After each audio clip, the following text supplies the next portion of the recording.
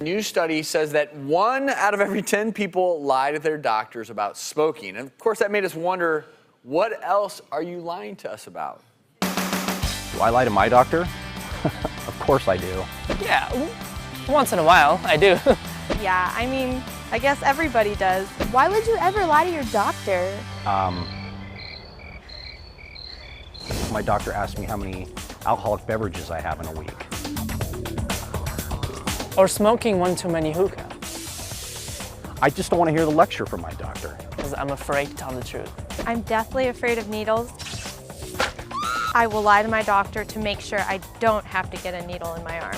It doesn't make sense to lie to your doctor. Your doctor's there to help you. Well, she said it. That's the take home. You always want to be honest with the doctor. We don't judge. No question is a stupid question. But let's talk about this. Afraid of the truth, you know? Let's talk about this. Any stories of a patient who maybe fibbed? Being a gynecologist, how many, numbers of partners that they've had, whether or not you should test for STDs. And that's why that's important. Yeah, I'm sure that's something. And, as doctors, we are not there to judge you at all. When we hear something like number of partners, all we're thinking about is whether or not we should advise you about getting STD testing. We are not there to judge you, so you should just tell us so that we can give you the best care that you need, because it can affect your care. I think for me, the one that I get the most is probably from my older patients, my young adults, in terms of how long this has been going on. They're a little embarrassed about that, and they say, oh, it's just been a couple of days, and then I'm in the dark. Right.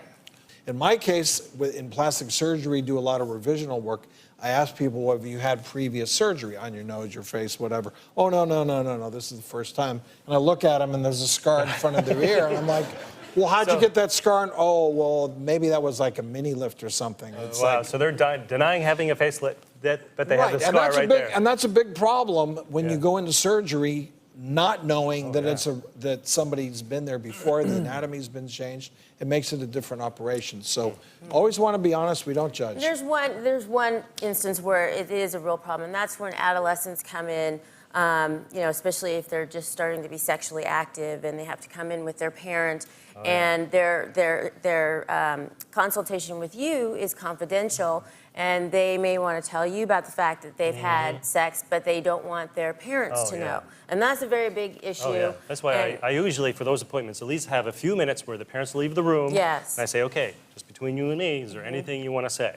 And if your doc has no idea to even test for pregnancy, for instance, or look at some of these other things, and the big one with smoking is you could start a patient on birth control pills, put them at risk for a deadly blood clot, and you didn't even know it. Right. Well, That's there why are you some need to patients tell. who, That's really important. sometimes they will actually tell you no because they do want birth control pills, even though they're smokers and they're older. But remember, it's only your own health that you're affecting when you do that. So that's why it's just really key so that we can give you the best help that we can.